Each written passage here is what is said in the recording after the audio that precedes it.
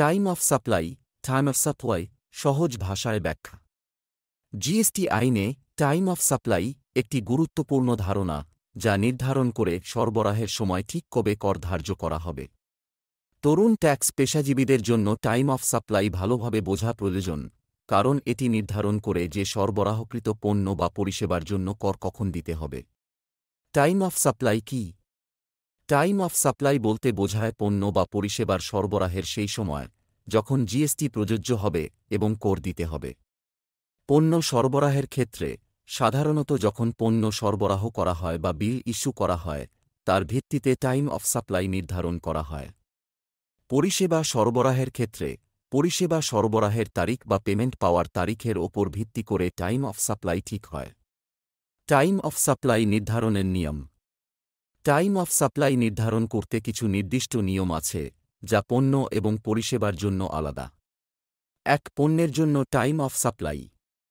পণ্যের ক্ষেত্রে সরবরাহের টাইম অফ সাপ্লাই নির্ধারণ করতে নিচের যেকোনো একটির মধ্যে সবচেয়ে আগের ঘটনাটি গ্রহণ করতে হবে। ইনভয়েস ইস্যু করার তারিখ। যদি ইনভয়েস সরবরাহের আগে ইস্যু করা হয় তাহলে ইনভয়েসের তারিখ টাইম অফ সাপ্লাই হবে। পণ্য সরবরাহের তারিখ। যদি ইনভয়েস সরবরাহের পরে ইস্যু করা হয় তবে সরবরাহের তারিখটি টাইম অফ সাপ্লাই হিসেবে ধরা হবে। পেমেন্ট পাওয়ার তারিখ। যদি কোনো পেমেন্ট ইনভয়েসের আগে পাওয়া যায় তবে সেই তারিখ টাইম অফ সাপ্লাই হিসেবে গণ্য হবে। উদাহরণ: যদি আপনি পণ্য সরবরাহের জন্য একটি ইনভয়েস ৫ জানুয়ারি ইস্যু করেন কিন্তু পণ্যটি ৩ জানুয়ারি সরবরাহ করা হয় তাহলে টাইম অফ সাপ্লাই হবে ৩ জানুয়ারি। ২. পরিষেবার জন্য টাইম অফ সাপ্লাই। পরিষেবার ক্ষেত্রে টাইম অফ সাপ্লাই ঠিক করার নিয়ম। ইনভয়েস ইস্যু তারিখ। যদি ইনভয়েস পরিষেবা সরবরাহের ৩০ দিনের মধ্যে ইস্যু করা হয় তাহলে ইনভয়েসের তারিখটাই টাইম অফ সাপ্লাই হবে। পেমেন্ট পাওয়ার তারিখ। যদি পেমেন্ট পরিষেবা সরবরাহের আগে পাওয়া যায় তাহলে সেই তারিখটাই টাইম অফ সাপ্লাই হবে।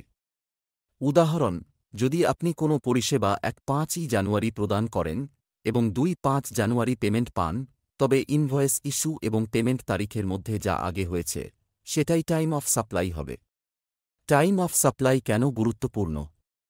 টাইম অফ সাপ্লাইয়ের সঠিক ধারণা থাকলে করদাতারা ঠিক কোন তারিখে কর দিতে হবে তা নির্ধারণ করতে পারবেন। এতে করে কর দাখিলে দেরি হয় না এবং দেরিতে কর জমা দেওয়ার জন্য জরিমানা বা সুদও গুনতে হয় না। বিশেষ পরিস্থিতিতে টাইম অফ সাপ্লাই।